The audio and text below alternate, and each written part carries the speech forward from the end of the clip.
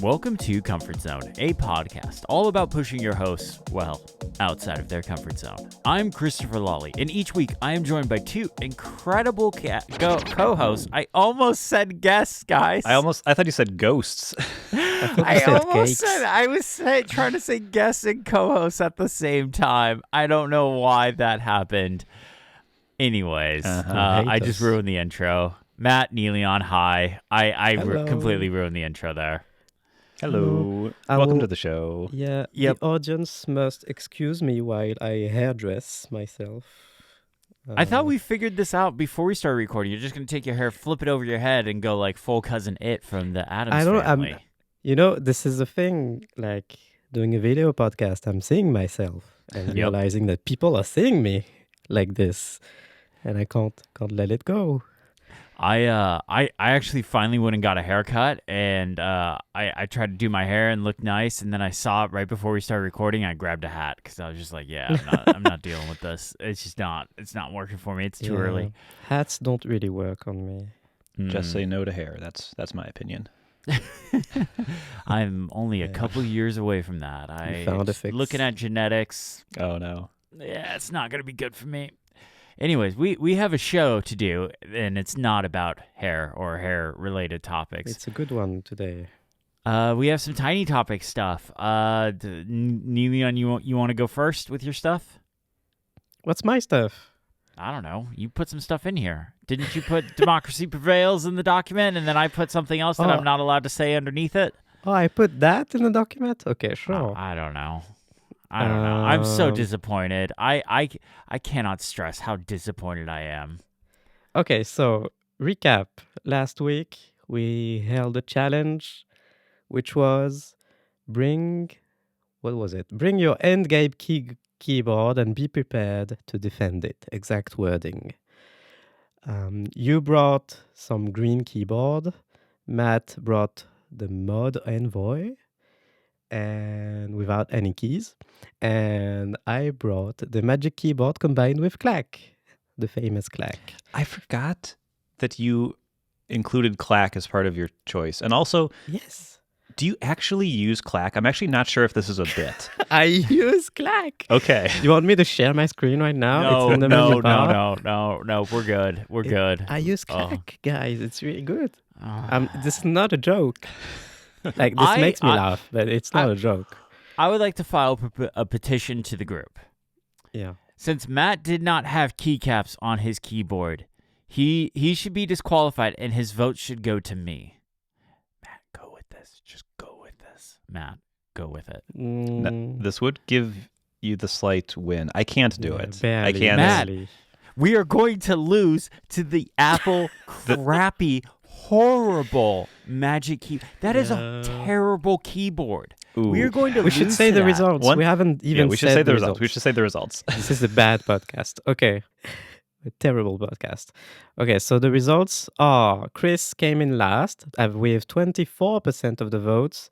Matt's Mod Envoy came in second with 29%. And my Magic keyboard with Touch ID combined with Clack came in first at 47%. For most of the vote, I will say, most of the duration of the vote, I was like leading by 50 more %. It's because your bots stopped voting. Yeah. I was impressed by the number of voters this week too. Like this time it is 139, which is a bit more than usually.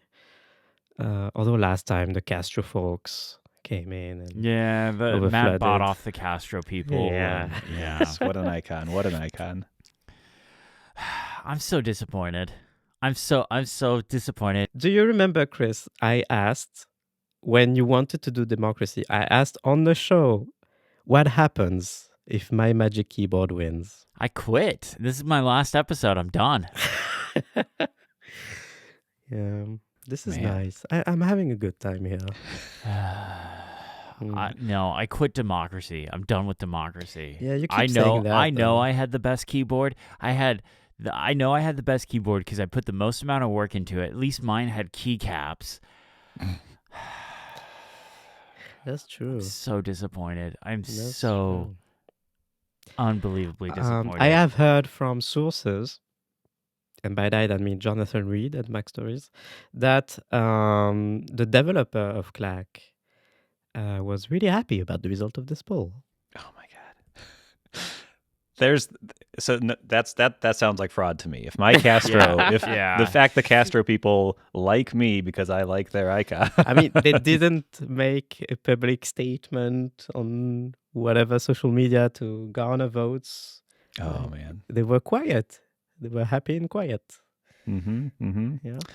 Well, congratulations. Thank you. I think this is the greatest win I've ever had on the show. Like this one feels. I'm so feels over democracy. special. I am full on gonna go full dictatorship. I have the login to the Mastodon account. We'll see what happens next week. All right. Wow. Okay.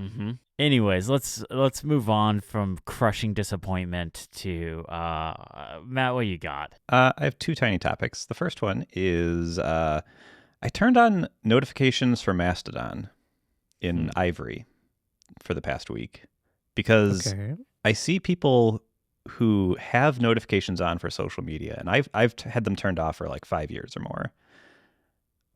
But I wanted to turn them on to see what it was like, and I don't understand how anybody does this. It's horrible. Maybe if you don't get a lot of notifications, it's fine. But I turned them on for just mentions. Just mentions. That's all I wanted was like someone replies to me. Yeah, that's what I do. Did you do mentions from everyone or mentions from just people you follow? I don't know. I don't think it would have made a big difference. Okay. For me. A lot of the people I interact with most on Mastodon are mutuals, so I don't think that would have moved the needle for me. But like, I found it very annoying to be just like constantly disrupted and like having social media like thrust upon me throughout the day. It was very, very frustrating. And like, I have announced notifications on for my AirPods, so I'd be like walking or running or something, and like these like they would just keep coming in as like, and they would read it to me, and I'd be like, stop, or it was just very, very frustrating.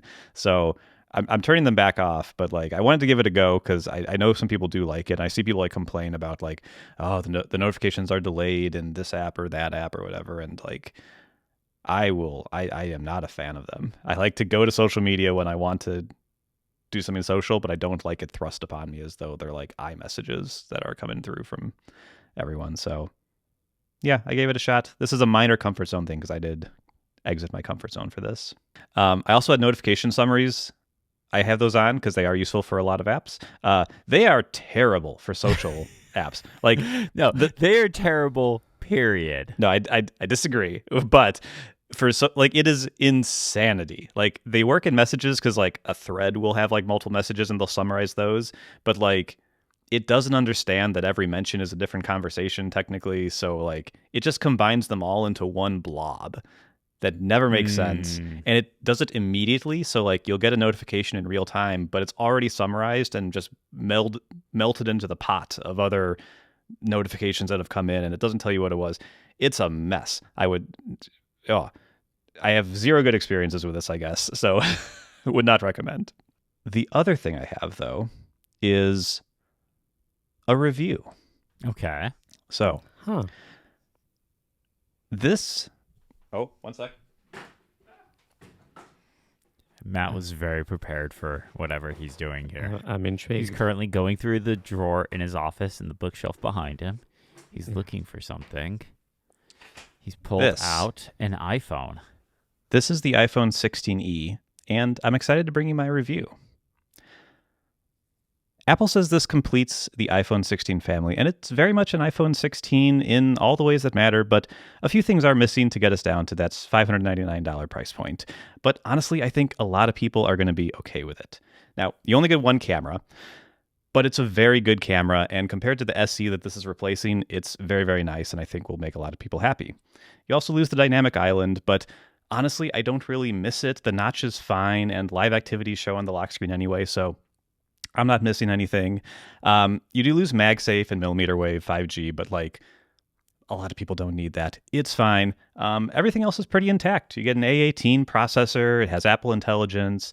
It has one less GPU core than the 16, but in all my testing, every game runs fine, so I think you'll be okay without it. And you get the action button, the ceramic shield, you get the OLED screen that looks amazing. It's just a really nice phone. So if you're someone who normally buys the Pro phones, this probably isn't for you. But if you are someone who just wants a really good iPhone that doesn't cost nearly $1,000, I think this will be a good fit for a lot of people. So thank you so much for watching. Please like and subscribe. You do know you're on comfort zone, right? And not recording a YouTube What video, is happening right? Yes. right I now? have no So- idea what is happening. So for audio listeners and video listeners too, because you probably can't tell, this is not an iPhone 16e. This is an iPhone 7, which is the only single camera phone that I have. This also looks from the back very Oh. similar. Is that the jet black one? No, it's the normal black one. Oh, okay. Yeah, I've never actually seen the jet black in person. Oh, so nice. So nice. But I wanted to do this fake review because probably the embargo has dropped at this point.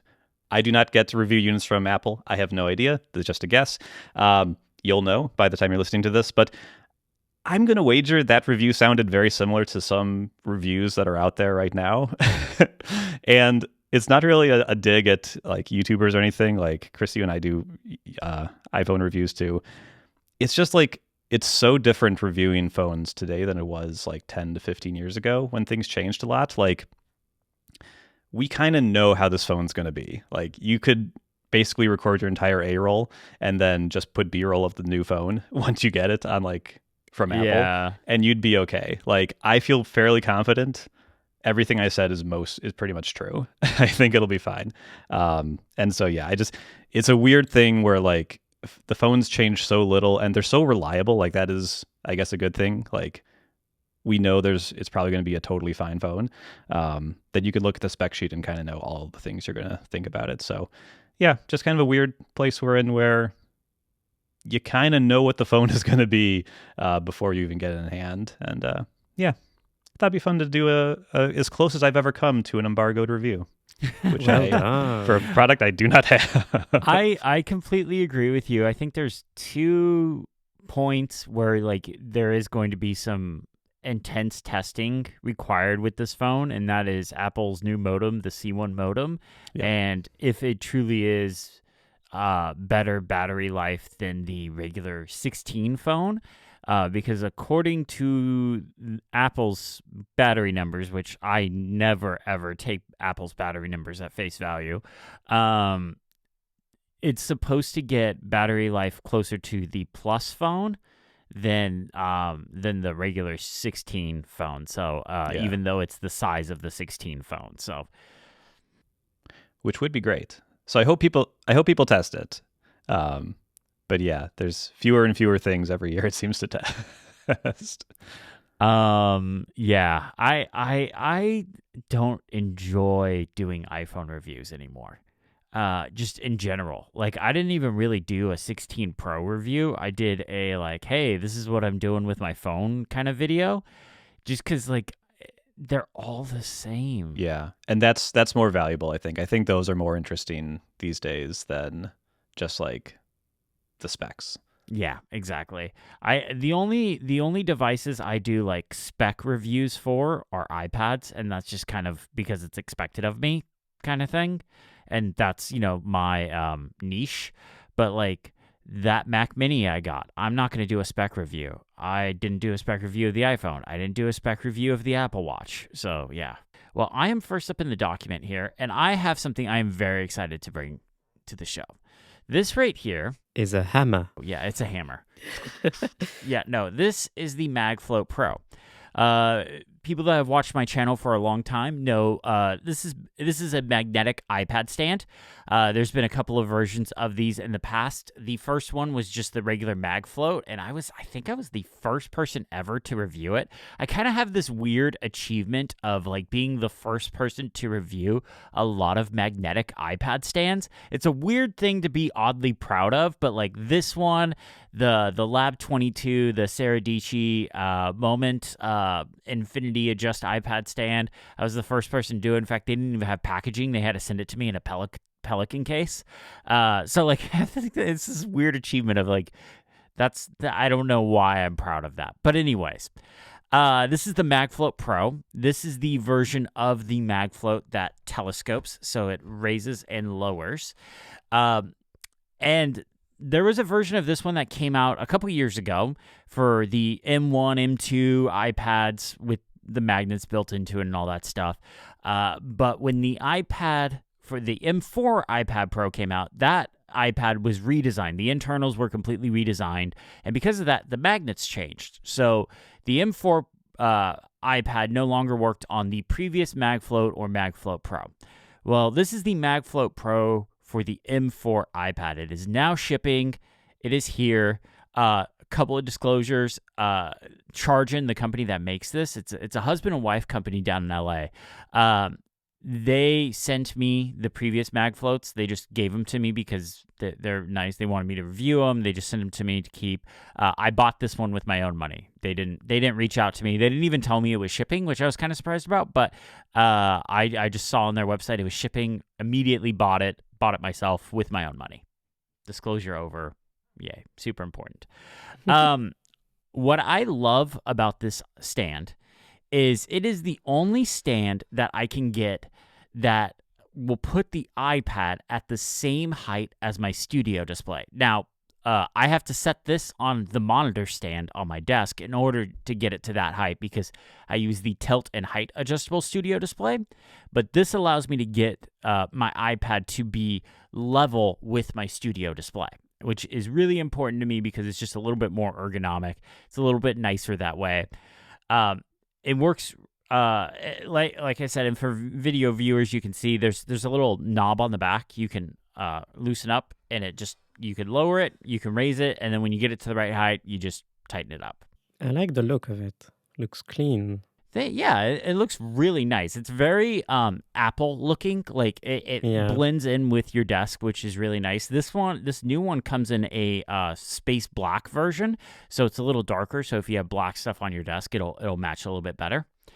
What I also like about this stand is the iPad magnetic panel part, whatever you want to call this, rotates. So you can go portrait mode, you can go landscape mode. Personally, I like using portrait mode when I'm at my desk because when I'm using my iPad at my desk, the iPad screen is usually for widgets, maybe my task manager and calendar, referencing a document. So like if I'm editing a video, I'll have the script up to the side so I can see what B-roll I filmed and notes and all that stuff. And I just find having a portrait display to be really nice. I'll even put like messages or something up there. Or if I'm like having a video meeting, I can have my notes over to the side, stuff like that. Like it's a really convenient thing to have. It also works great with universal control. So like I said, I've been using that Mac Mini quite a bit lately. So I will put my iPad I'll put my iPad in the stand, which is next to my studio display, that would be plugged into the Mac Mini. I can the keyboard and mouse I'm using with the Mac Mini, I can just move it right over to the iPad. And because the iPad and the studio display are at the same height, works incredibly well together, like extremely well. So I can just control stuff right off my iPad. So if I need to get something like, I don't even know, like something from an iPad specific app, like 2FA code or something like that, I can just grab it from there and then put it on the Mac. It also comes with something that I'm kind of surprised isn't becoming more of a standard, but it's this, if you guys can see it, this U-shaped USB-C cable. So what the idea of this is that your iPad is in this stand and you can just plug it in right here at the bottom. And that way there isn't a cable coming down. It's plugged right here or plugged into the side, and the cable is going and it's back behind the MagFlött stand. Which that's good. Makes it really nice. Yes, it is really good. My only complaint about it is it's not a Thunderbolt cable. I was about to say. Yeah, it's just a regular USB-C charging cable. So you can't use this to like, hey, plug this into like the studio display and use this as like the studio display cable. This only works for charging. But if you're using your iPad with say like universal control and your Mac is primarily plugged into your monitor, this would work really well for this. I also just use these like around the house and stuff like that because it's nice to have the cable. My iPad's right here in front of me. You might be able to, if you're watching the video, you'll be able to see. But like it's nice to just be able to have the cable kind of go back there, and you don't have something sticking out to the right side. It just goes back behind the iPad. Yeah, that's great. I've never seen a cable. I've never seen a USB cable like that. I've seen like the right angle ones, but like never the full like U. But this would be really good. I'm thinking like I need to go order one now to use with my Switch, because like my least favorite thing about the Switch is like the charging ports on the bottom, and I'll like to like rest the Switch on my lap or something while I'm playing on the couch, and I can't do that because like the wire is there. So if I could just have it like be a U-shaped thing, that's great. Well, yeah, so that would fix your issue. Yeah, it's a great cable, and it's a nice solid cable. It's braided. It's not flimsy at all. It's a really well-made cable. And they even give you a free Velcro strap for it. Oh, heck yeah. So like, I mean, you can't afford not to get it. And then one last feature of this, if you have an iPhone with MagSafe, you can use put your iPhone. There's a specific spot just for the iPhone, so you can have a dock with it as well. So it has a MagSafe magnet just for the iPhone. That's what I was trying to say. I wasn't doing a very good job of saying it. So what this is great for is if you're using, say, okay, I'm sitting at my desk. I got to have a video conference call. Oh no, the studio display camera, it's horrible. I don't want to use this. I want something that looks better. Hey, I have my iPhone, and the iPhone and Mac do that thing. What was it called where the iPhone, you can use the iPhone's camera for your webcam on the Mac? What is that feature called? Continuity camera? Yeah. Yes, that's what it is. So you can use continuity camera this way. Kind of cool. It's not something I do very often. In fact, I don't think I've ever actually done it outside of testing. But to be fair, I don't have video calls on my Mac. Yeah, and to be fair, it looks terrible.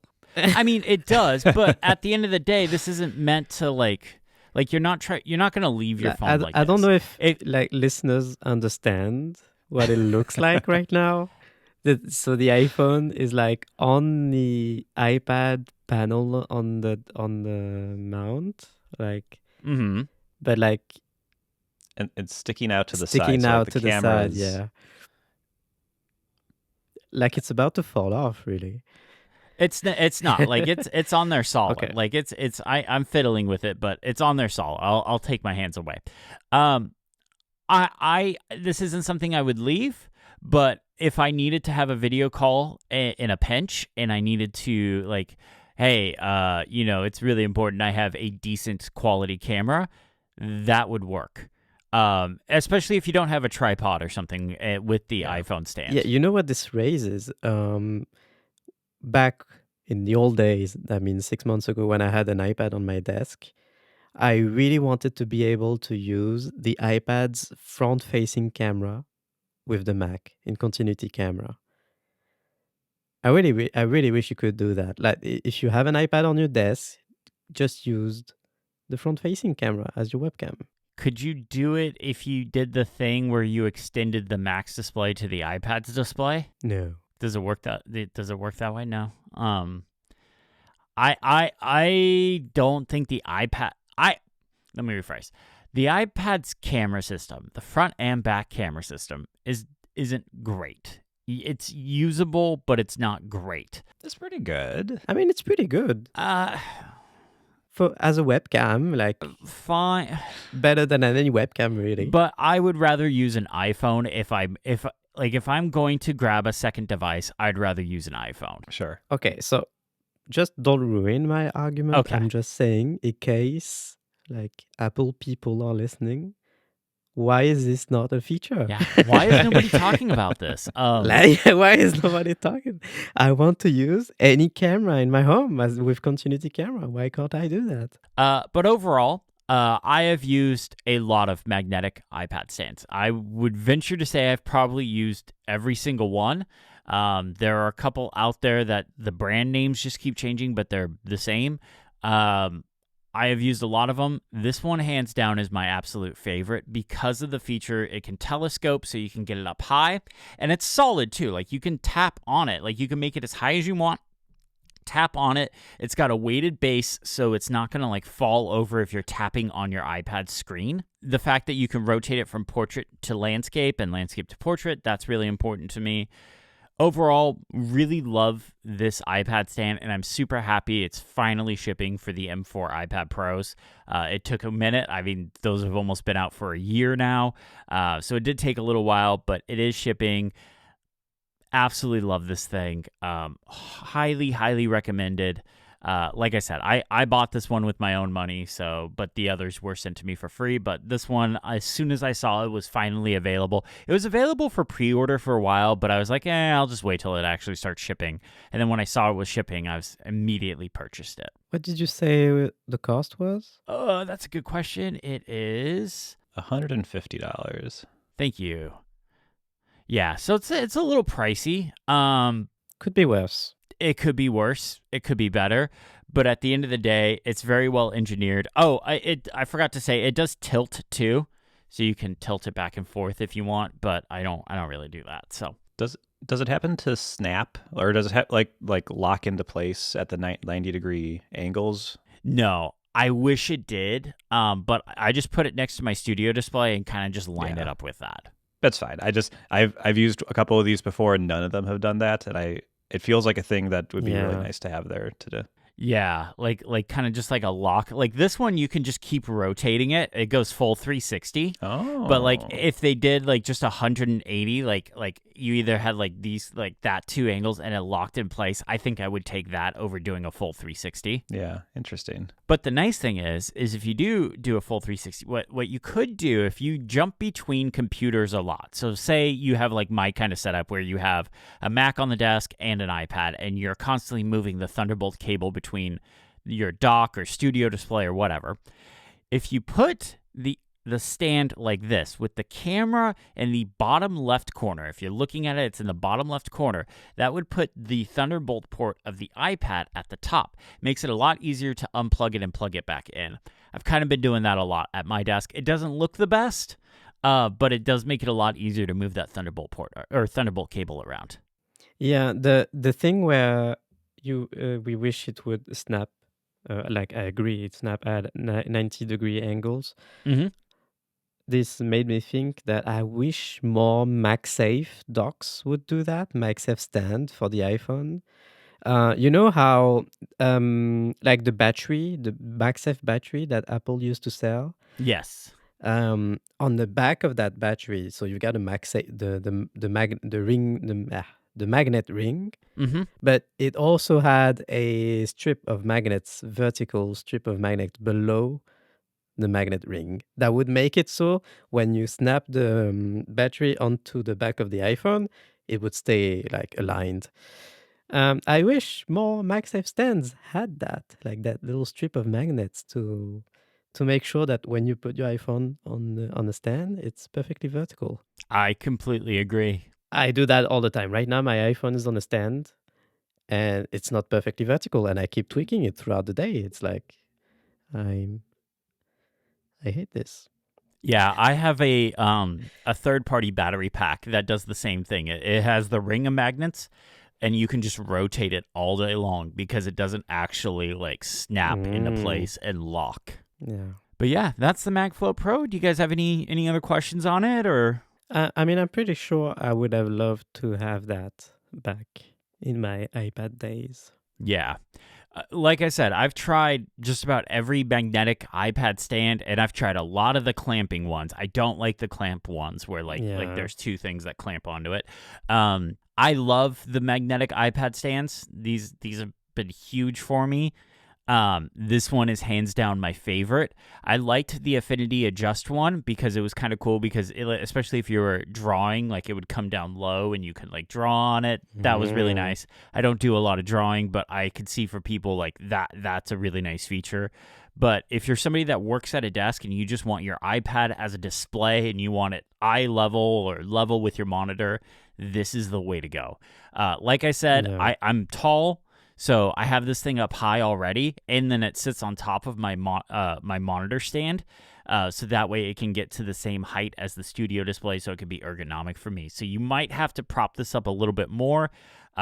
I've talked to them in the past, and they're like, this is about as comfortable as we want to make it as far as going high, because what they don't want to do is they don't want to make it too top heavy and have it come crashing over, and then your iPad display breaks, and Your iPad's getting wrecked if it falls like that. Yeah. yeah, if this thing falls, but that being said, the base is sturdy. It's not going anywhere. I'm applying a lot of force to shake it right there, but just tapping on it, just imagine my iPad's in the stand right now. It's not, it's over there, but it's not falling over if you're tapping on the display. You got to punch that thing in order to knock it over. It's got a nice base to it. Nice. Cool. Awesome. Well, yep, that is the MagFlött Pro. Again, highly recommended. The M4 versions are now shipping. Which I am incredibly glad about. It's got an M4 chip? Yes, the stand itself has an M4 chip. How much RAM? Wow. It has 16 gigs of RAM, and unlike the iPads, it can actually have 5 windows in its stage manager. Incredible. Please fix stage manager this year, Apple. Please fix stage manager. All right, Matt, I believe you are next up in the document. I am. So I only care about one thing, and that's productivity. Oh, yeah. Yeah, absolutely. I like getting stuff done. You're all about that GTD? Absolutely. Any moment I'm not advancing my life and my career is a wasted moment. And by GTD, I mean the new Mustang GTD, which is the barely street legal version of the Mustang that has DRS. Oh, wow. Yeah. Okay. I knew that would get you. However, I also like to have fun. And wait. You said you only cared about one thing. Are you lying to us? Are you lying to the listeners? I was lying. I'm sorry. I tried to have a little fun. I'm trying to have a little fun this episode, you know? Okay. Fake reviews. And being a little dramatic. A little dramatic. I am bringing a streaming service, which might be a first for the show. Wow. Okay. I am bringing Dropout, which is a streaming service that is available it's available everywhere, but I don't even know how to describe it. It is a group of people who do comedy, a lot of improv comedy, and I had no idea this existed 6 months ago, and now I am a huge fan. It is some of the funniest stuff I have seen in a long time, and I truly love it. It's a wonderful. It's not going to replace Netflix or Disney Plus or anything. It's a very funny show. I know this face. Sorry. Yeah, it came out of College Humor. I think the primary owner of it is Sam Reich, who is the son of former U.S. something or other Robert Reich from the 90s. But anyway, I hope I qualify as a U.S. something or other. Am I a U.S. something or other? You know what? Just edit this out. Yes. Just put in what the actual title was. I forgot what it was off the top of my head. I'll use the AI to use put AI in your voice. Yeah. Perfect. But it's so funny. It's so great. And basically they have a ton of shows on it. And they have normal release schedules every week, every 2 weeks. One of these shows will come out, and it's a delight. So some of the shows, I'm going to make a very quick pitch for some of the ones that are good. Make Some Noise is an improv show where they give them a prompt and they do funny things with them. They're fantastic. It's lovely. So good. In the last season, they had people like Ben Schwartz, Paul F. Tompkins, Pete Holmes. They've had some celebrities on, but the core cast is just fantastic. There's a show called Smarty Pants where people give PowerPoint presentations on ridiculous things. It is lovely. New season's coming out of that soon. Hank Green's going to be on one of those episodes, it sounds like. There's one called Game Changer, which is a game show where the rules are different every single episode. I've seen this one. It's hilarious. It's great. Often they do not know the rules, and they kind of have to figure out what the rules are midway through. So like, sometimes they'll be making wagers on who will do something ridiculous for the least amount of money. They'll try to talk each other down. I'll do that for $10. I'll do that for $5. There's other ones where they had to like go out on the street and get regular people to do things. It's very fun. There's a whole bunch of shows. There's a Gastronauts one. It's a food show where they get real chefs to do make insane things. There's one called Actually, which will be very good for nerds, where it's entirely people trying to trick people into how does that one work? I don't know a good way to put it. It's basically a bunch of statements about nerdy things, and one part of the statement is false, and you have to say, actually, this part is false.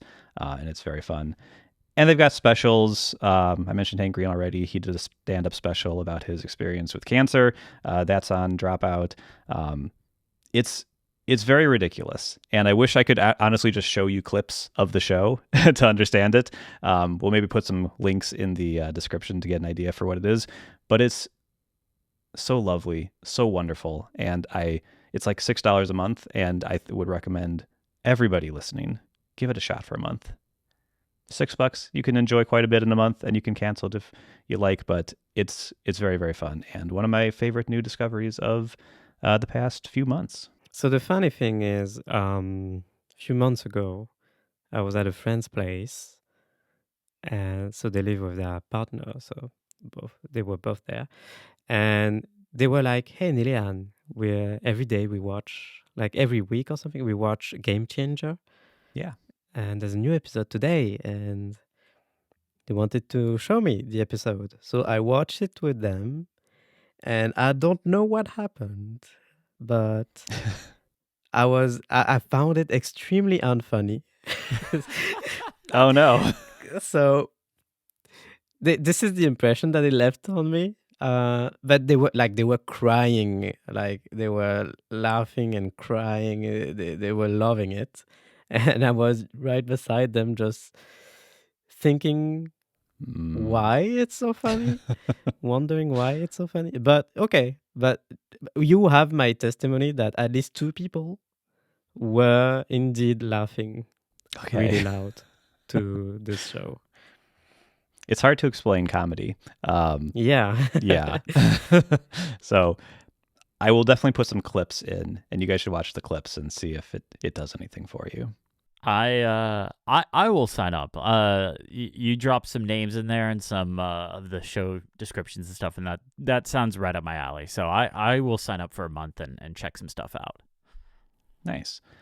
So that's our homework, of course. But are there other small streaming services that you guys enjoy, like outside of the big ones? So I see your notes, and I'm just gonna steal one right from you. You should. F1 TV. I mean, come on. We are a month away. We are almost back. Is that small? Like, it's different. I mean, is that a startup? Small, but like they're getting started. I would say it's one of the mainstream ones, and I mean, it's only available in certain countries. So, like the UK people can't get it because they're stuck with Sky, and like some other places are. And then now there's word that it might go away, and Netflix might get it. Like it's like a whole thing. Oh, I really hope Netflix doesn't get it. F1 TV is the best sports streaming app. So good. It's reasonably priced, and you get everything. Oh, it's available in France. And what's really cool about it too is you're watching a race. Yes, they have the main feed. But they also have a bunch of different feeds. Like if you have a favorite driver, you can just switch the feed to constantly sit in the cockpit of that driver's car. And you could just watch that driver's car for the whole race. So there are people that will set up a dozen TVs, a dozen different screens or something like that. And they will have the main, like you see these images on Reddit and stuff like that where like, yes, they will have their big TV with the main feed of the race, but then they'll also have like the track telemetry feed. They'll have like the cockpit feed of a bunch of different people. It's really good. And it has some of the best presenters, best hosts of any sports stream service I've ever seen. I know some people are on the fence about Will Buxton. He's no longer with it. He went to IndyCar, so he's gone. That's but true. but like they have like former Formula One drivers, former IndyCar drivers. They have journalists. Like they have a really nice balance of like people with different experiences, but like they all have a love for Formula One, and they all just like you can just tell they're just nerding out about it. So it's a lot of fun. Yeah, it's great. I also really love the Corridor Digital premium subscription, I guess. They do like VFX Artists React. They do that series. Oh, and I Stuntmen see React. who that is. Yeah, on YouTube. Yeah. So they do extended episodes of that on their subscription, which is only like $6 a month or so. It adds up, I guess. But that one's really, really good. They release new episodes every Saturday, so I like to watch those. That's a great way to start my weekend. Can I say one thing about streaming services really quick? Sure. So streaming services started off as a way to cut the cord from cable. Save some money. Hey, you got a bunch of stuff over here on Netflix. Oh, that's cool. Oh, yeah, this thing called Hulu popped up, and it's all the major TV networks putting all their shows on the internet the day after they air. Well, that's pretty cool. A couple years go by. We now have a worse version of cable that costs way more money. Like Danielle and I kind of added up what we're spending on streaming services, and it's way more than like my family when I was growing up ever spent on cable, and everything's in these different silos. And yeah, there's the TV app, but Netflix doesn't support it, but they kind of supported it for a minute, and they have the technology to do it, but they refuse to support it. But anyways, we've made a worse version of cable, people. Yeah. You know what? Like this is not something that people say out loud, but I just pirate things now. I don't care. Like I'm so mad at this. I used to like currently I don't have a bunch of money lying on my account. Like we're having trouble with money, so we've been cutting down on services. And oh my God, it's so much money when you start cutting down. You realize all of that money was going away every month, and we're not even watching. Like the worst offender was Disney Plus. Like there's a Ooh. ton of stuff on Disney Plus, but what we're paying it for is Star Wars. There's Yeah. not a ton of Star Wars. Yeah. Star Wars comes out every like 6 months at most. There's a new thing, but then there's nothing. And yeah, so we've got Disney Plus. I'm going to pay for it just when there's a new Star Wars thing that comes out, and then I'll cut it again. Yeah.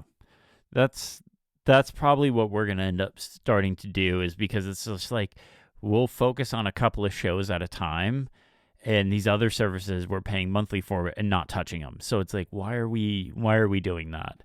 And especially like when you get to the point where it's like, okay, we want the 4K version, and now almost every streaming service requires you to pay extra for the 4K version, and it's just like, and it's low bit rate 4K, so it's not even like really good looking 4K. It's like just a bit better than 1080p. Oh, I must say something terrible that Netflix does all the time. I don't have a Netflix anymore. I'm free from that nightmare. I just treasure stuff. I don't care. They find us transphobic people, so I don't care. I will treasure the stuff all day. So Netflix. I'm really worried about like what I have to do to make sure we don't get in trouble with the edit of this episode. I mean, I'm not in the US. Like, if you're in the US, don't do it. Okay. Yeah, but there's some YouTube rules that I have to worry about.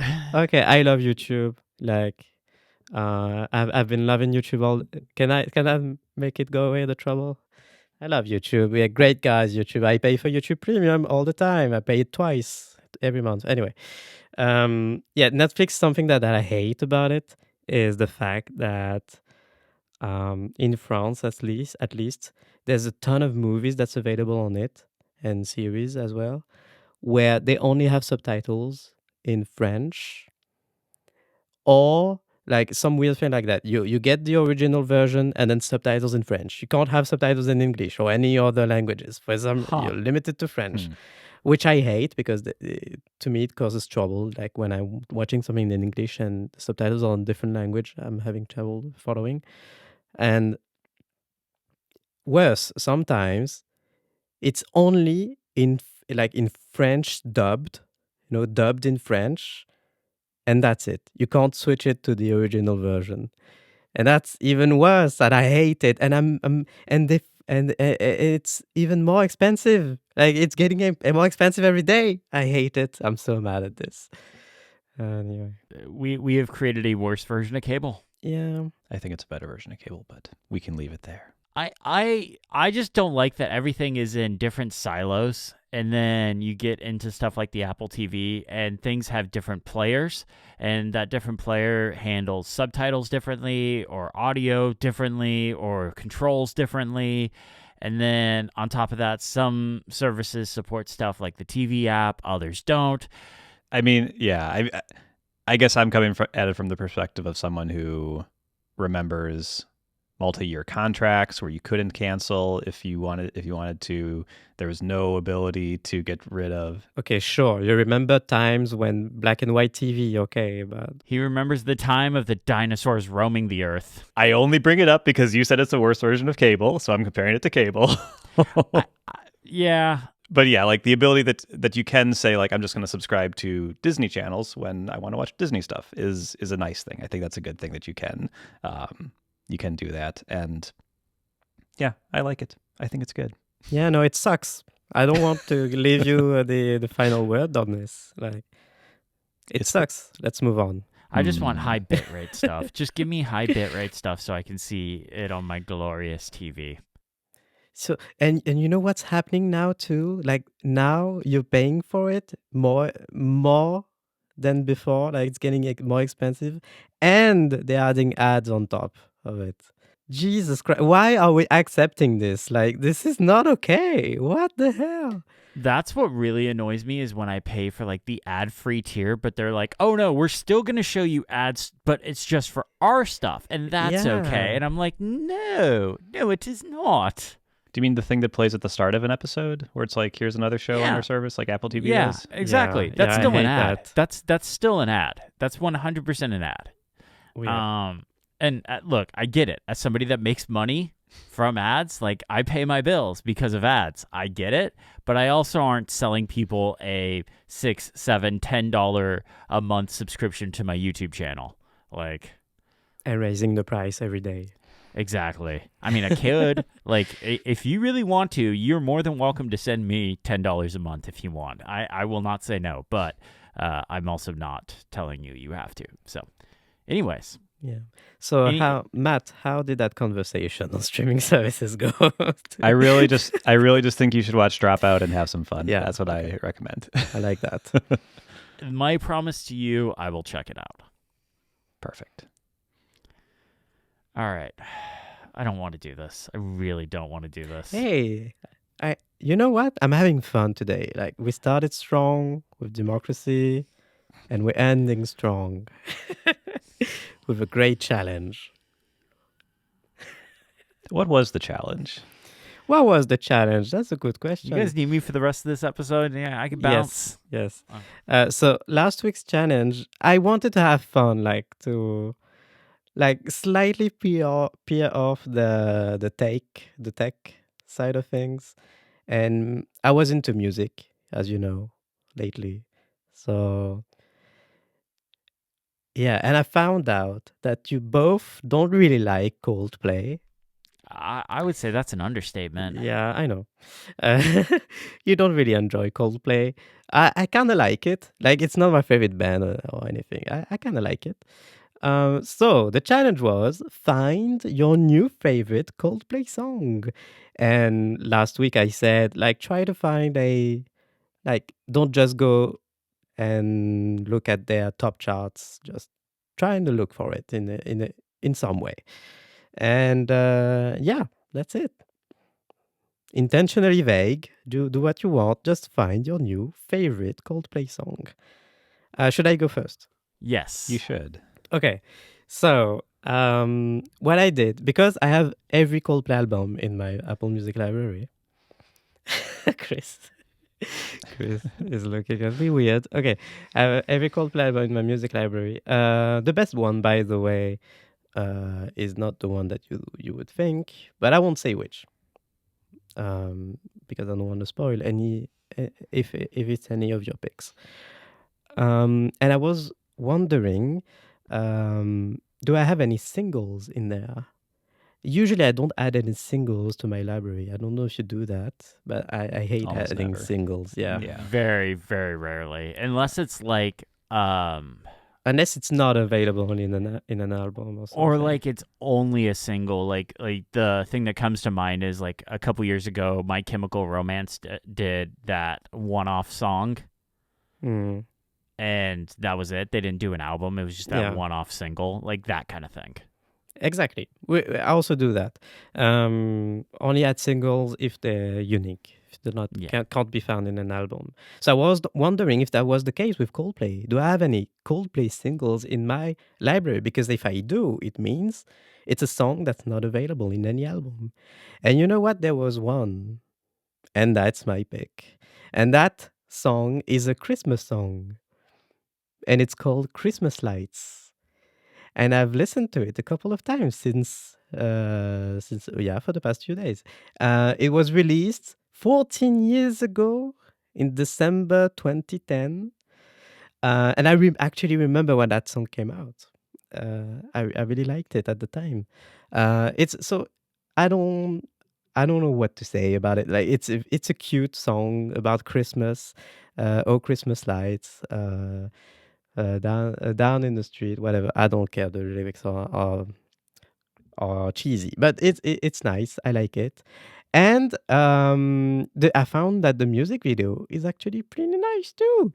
It happens on a theater stage, like a small theater stage, an old school one, wooden floors, and with wooden piece of decors. It's cute. It's cute. I like it. That's my pick. A Christmas song by Coldplay. I think it's pretty unexpected enough to be my pick. It's not what I expected. No. Yeah. Chris, we can like play these songs for YouTube. Like YouTube will be fine if we just like play. Yeah. We can just play the whole song. See, that is my favorite part of the fact that our show is on YouTube, is that I have the absolute best excuse of not including these songs in the edit, because we would get absolute copyright strike against us. Is and there the not Backstories like channel. a 30-second fair use or something? No. Is that not a thing? You could probably get away No. with like 3 seconds. Yeah, seconds? maybe Okay. 3 seconds, and no, yeah, like let's not do it then. I got a copy. I did a video like after an Apple event once, and I included a 12-second clip of the keynote, and even that got like a no strike Yay. against it. Like you can't, like the clips you Was it show have to Coldplay? be short. No, it was just like the Apple keynote thing. Okay. All right, Matt. Ugh. What is your new favorite Coldplay song?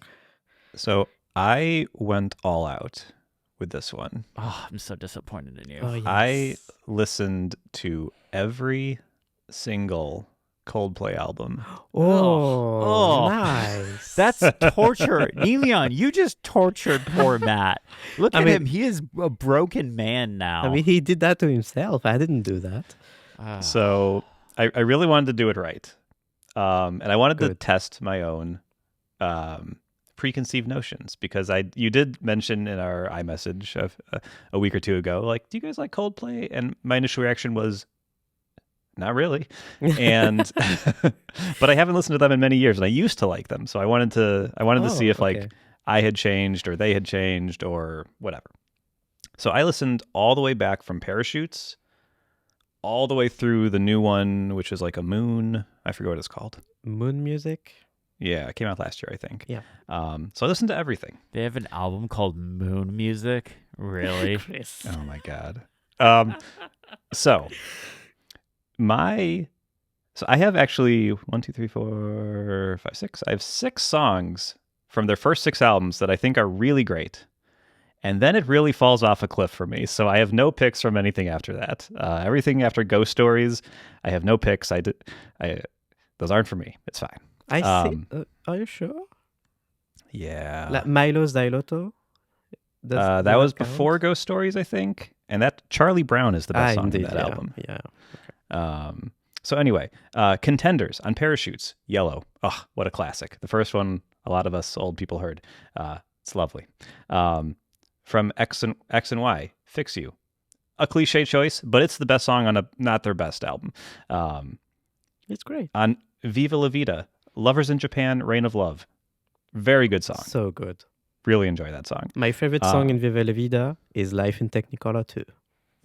Is that the opening or the closing? Yeah, there's an opening that's just Life in Technicolor, but that's Yeah. instrumental. And then there's anyway. Okay, yeah. Viva La Vida is very good. Milo, that one. Charlie Brown. And then on Ghost Stories, I really like Magic or Sky Full of Stars. Star Full of Stars. I'm not sure. Those are both pretty good. But the best song is, I regret to say, is not a change from what I probably would have said 15 years ago. It is The Scientist from A Rush of Blood to the Head. It's an incredible song. So I actually was off to a really good start when I listened to Parachutes and A Rush of Blood to the Head, and I'm like, this is great. I'm enjoying this. And then, I'm not so much into their... Once they transitioned into like, I don't even know, more straight up like pop, more electronic influences. Yeah, they went hard into ultra pop or something like that at some Ultra point. pop, okay. Yeah, that's what I would call it. I don't know if that's it. Okay. But yeah. But it doesn't click with me. I don't find it offensive or anything, but like I was like skipping tracks like once I was halfway through on some of those newer albums. So, but yeah, The Scientist is my contender. I think it's a very, very good song. I'm not saying it's the best of. I suspect the next person will say, this is my pick. He probably doesn't even have a pick, but it's going to be, this is my pick and I still hate it. I think this is a brilliant song from a band who was making really, really great music that I enjoyed. Nice. I like this selection. Now is the time to say that my favorite album that I was mentioning earlier, that I didn't say the name of, is Everyday Life. It's got a black and white cover, and it's got great titles in there like Orphans and Everyday Life, and including a song featuring Stromae. Like if you don't know, he's a Belgian singer. I don't. Okay. It's also possible because I mainlined these in like 2 days. It's possible I just out Coldplayed myself, and at a certain point I was like, I can't listen to any more Coldplay. But I was committed, so I kept going. Yeah. All right, Chris, you're doing faces.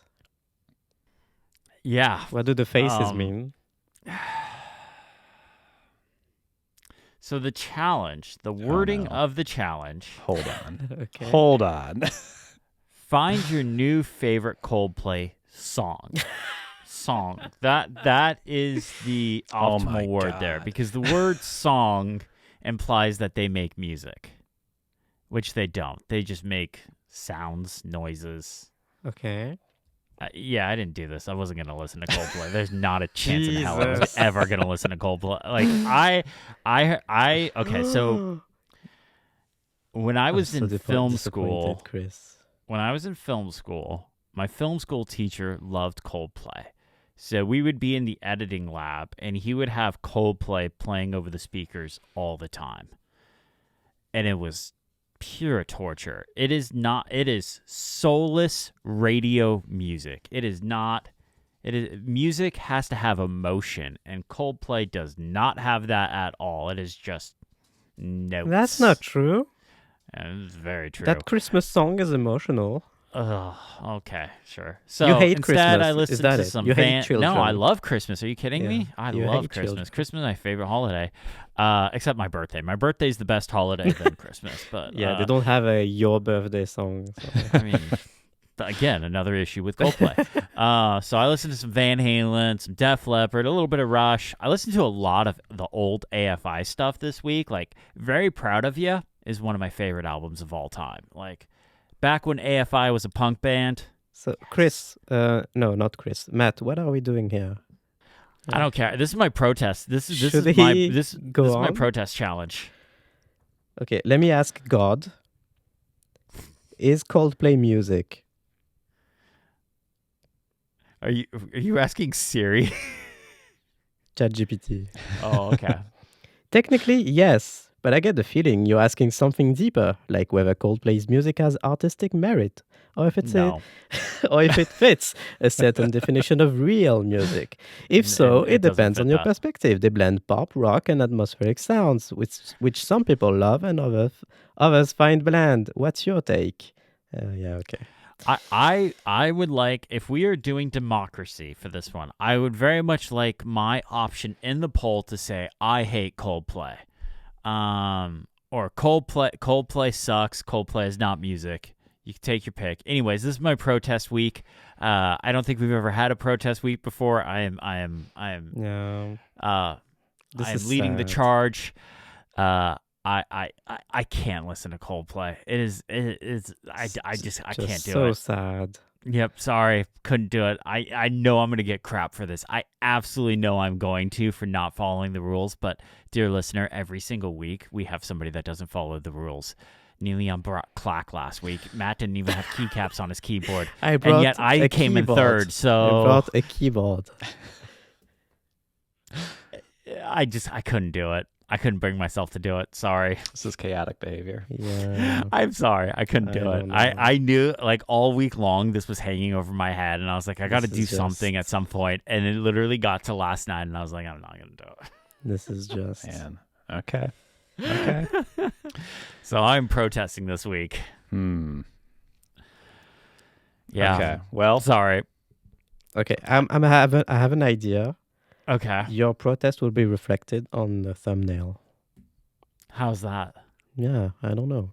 Okay. All right. It will. Oh. put Are you Chris, going to like Chris Martin's Photoshop? face on top of him. Oh. Keep him. Oh, no. Oh. I Please wasn't don't do that. thinking I do not but consent to that. I was not thinking that, but it's a good idea. But No, I do not consent to Something that. to think about. No, I was thinking of blacking out his face, but yeah. Mm. Well, Well, we'll see what happens. Yeah. oh, Yeah. Matt is a Okay. designer after all. So he does. He is a designer. He's a lot of things. He wears many Yeah. hats, but not actual hats. Almost never know. All right. I don't even know how to. We just move on, right? Like move on. Matt. No, we it's, don't. No, we don't. Okay. Okay. Oh, you got something else? Okay. Yeah, All right. I want to end on Coldplay, so I will recommend, in addition to Matt's pick and Christmas Lights, go listen to, which one was it? In Everyday Life, the album, listen to Arabesque. Great song by Coldplay, which I think Chris might like if he tried. I'm not gonna. It's a great song, Arabesque. There you go. Now we can end. Okay. I stick by my stance of they are soulless radio music. New challenge is super sweet, super simple, super sweet. Find your second favorite Coldplay song. No. Absolutely not. Ah, I'm vetoing great. this. Absolutely I'm not. feeling good again. Nice. All right, see you. No. Bye. No, it's obviously not that. Okay. Instead, I want you to find the best green icon. Oh my no, we're not doing that either. We're not doing that either. I was about ready to tell you pick something different. Okay, so now that I've given you all the bad ideas, my actual one is continuing the fun trend. I think we should all try to bring a video game that is playable on the Mac that you think the comfort zone audience would enjoy. Ah, nice. Does it have to be related to Coldplay? It doesn't have to, but if there's like a Okay. Roblox thing you can find where like there's a Coldplay world, you can whatever. The one stipulation, and I just thought about this, it should be a game you can run on the Mac, Okay. not a cloud streaming. Yeah. Like native, like you have to install it. You should be able on to the Mac. install it on your Mac and run Okay. it from the Fair. Mac. Fair That's the enough. only Okay. rule. App Store, no App Store, whatever. But yeah, some Mac game. Steam. Okay. Yeah, Mac gaming doesn't get a lot of love. There's more there than there used to be. Like there is some pretty decent stuff. So yeah, find. Well, Cyberpunk is on there now, and that's pretty cool. Did it actually come out? Yeah, it's already out. Yeah. Hmm. Yeah. May God have mercy on our GPUs. All right. I know, right? So yeah, I was that's actually it. kind of surprised about that one. Did No Man's Sky ever ship? I know they said No Man's Sky was supposed to come to Yeah, it all of the did. M series, but did it ever come to the iPad? Because they said Not it was the going to come to iPad. all the M No. series iPads. Okay, all right. It came out on the Mac. I think maybe only on Steam as well. Ooh. Not on the Really? Mac App Store. Maybe it is on the Mac App Store, but yeah, it's definitely on the Mac. But I don't think the iPad one ever happened. That is a great PSVR 2 game. If you have a PSVR 2, that is a great game to play. That is really fun. It's not in the Mac App Store, so it must be only on Steam. Interesting. Hmm. All right. Well, that just about does it for this episode of the show. But before we wrap up, I have an end of the show question for you, like I normally do. And this one might take a turn, but I'm kind of curious. What is your favorite tech-ish related tip that you've ever got that kind of changed your life for the better? It was one day somebody asked me to find my new Coldplay song, I my knew new she favorite was gonna Coldplay say that. song. Yeah. Best tech tip I've ever had. The tip you Yeah. gave yourself. Yeah. Found a great Christmas song. Oh, I know what I'm gonna do. It was a great Christmas song. Everybody loved it. Oh, Jesus. I have so much editing to do in this episode. Oh, You reap what you sow. Matt, what about you? What you sow, what you sow. You reap what you sow. It's not tech-ish. It is tech, like just straight up tech. My brother convinced me to build a PC like 5 years ago now, and I'm so glad I did. Nice. I can play so many games now. Nice. I know. I think this is the year I build a PC, but GPU prices, man. What's up with that? You're still all in for less than a baseline MacBook Pro.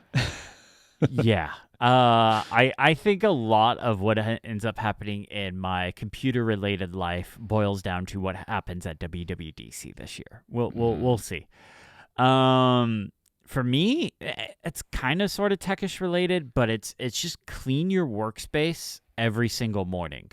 Like when you come into your office, clean up, have a fresh, clean space. I get so much more stuff done when I have a nice, clean room or clean desk. If you have trash on it or packages or letters or Dr. Pepper cans or whatever, just take a minute, clean it up. It's really nice. All right. That just about does it for this episode. Thank you all so much for listening. By the way, I forgot to say. Oh, okay. Yeah, go listen to Coldplay. Oh, Chris, I've got one thing to say actually as well. I swear to God. Really go check out those first couple Coldplay albums. They're very good. Oh, yeah. That's it. Yeah. Thank you all so much for listening. Have a great day.